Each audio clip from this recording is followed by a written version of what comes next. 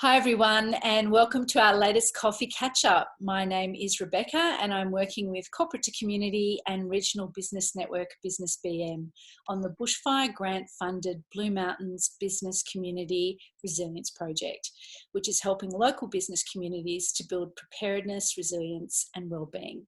And today I'm joined by Ellissa, owner of Mountains Pilates. Thank you for joining us today, Ellissa. Oh, thanks for having me, Rebecca. It's exciting to be here. Great. Could you tell us a bit about your business or your businesses? Yes, yeah, well, I have two. It's been a little bit of a journey, all local in the Blue Mountains. So my main business is Mountains Pilates Studio, which I train around 120 people a week, teaching them fitness, flexibility, strengthening, toning, and to feel healthier. A lot of people have injuries or some kind of, they can't go do other things that they might have previously done in life to keep fit. So it's wellness and it's, mind, body and awareness of where you are. So yeah, Mountains Pilates is one of the businesses. The other business is Sakura Art Studio. I'm also a practicing artist. And about 3 years ago, I decided to pursue that as well. So I paint for recreation, but I also have been lucky enough to have my artwork in some of the shops and the Blue Mountains makers in Wentworth Falls. So yeah, a creative and a movement person all put together. Great. I can hear your housemate in the background. So. Yes. Yeah, he's the little doorbell for everybody that just dares to walk past. Fantastic. Noisy co-workers. Yes, exactly. Now, Ellissa, could you tell us a bit about how the bushfires and also how the recent lockdowns with COVID-19 impacted on your business? Yeah, okay. So there's obviously the profit and loss impact, which was 50 to 70%, straight away your doors are shut, you can't trade, and through no fault of your own. So I think the bushfire kind of prepared me in terms of resilience for what was coming with COVID. I had no idea, obviously none of us did.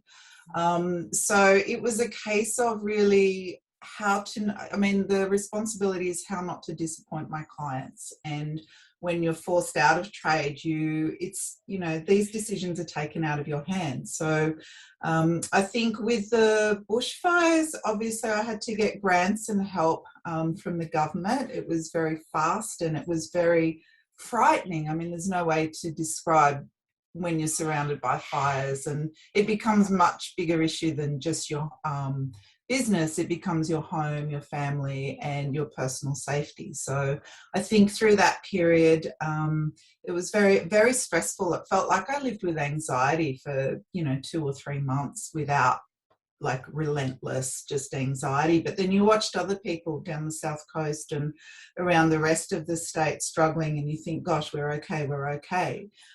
So that was really very stressful. So the numbers, yeah, you look at the page, but for me it was about the well-being of my family, the well-being of my clients, and as a community we work, we really come together, we genuinely care about each other. So then when COVID arrived, there's no way to describe that, just being shut and then you're under fear again within months of actually just coming out of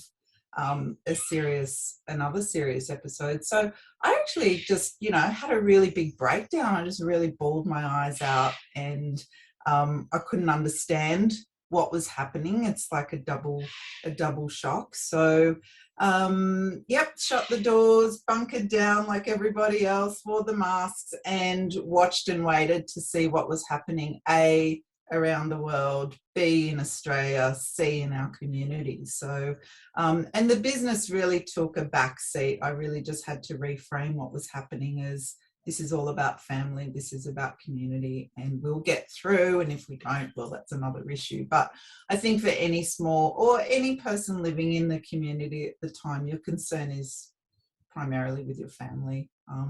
And yeah, so I don't know if that answers the question, but it was pretty serious. And then obviously we started to get back to trading, and life was the happy bubble again, and then bang, straight into lockdown this June.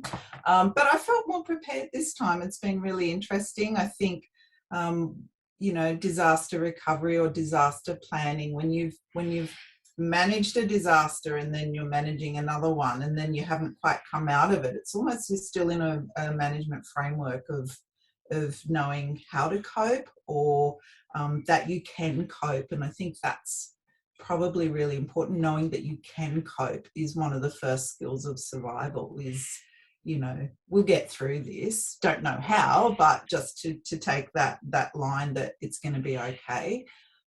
So yeah, it's been hectic. Absolutely. Understatement of the year. Yeah. And how supportive has the community been for your businesses? Oh, look, I mean, what can you say? It's the Blue Mountains. They are 100% supportive. Even now, because I can't get classes back to full capacity because of space requirements, and everyone's patient. Everyone knows what's happening, and no one has ever given me a sense that it's been inconvenient or a problem for them. So they love their Pilates.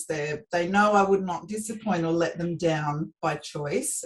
It really is, what's my capacity? What am I allowed to do? And then just go and deliver it. So, services in the mountains, you've got word of mouth and you've got people that you see on the street every day. So I have come from a corporate background. I have come from, those big databases of invisible clients, and things where it's just lots of names and lots of lists and lots of numbers, whereas here it is very personal. So having the personal connection is personal responsibility, but it seems like it's reciprocated through mutual loyalty. And that's why I love what I do now. It's been a journey to get here, but it's so rewarding for that. That's fantastic. And look, Ellissa, if for new fans out there, where can people find out a bit more about you and your business? Mountainspilates.com.au, or I'm on, the socials, Facebook, Instagram, same thing, Mountains Pilates. That's where we are. Fantastic. Look, thank you so much for joining me today to talk about your experiences. Thank you. Thanks for your time. And for those watching at home, if you'd like to find out more about corporate to community and business BM, visit businessbm.com.au and make sure you register for updates. And if you're a local, you can add your business to our free directory. Thanks everyone. Join me next week when I catch up with another local business to talk about the challenges and opportunities of surviving and thriving after a disaster. Thank you.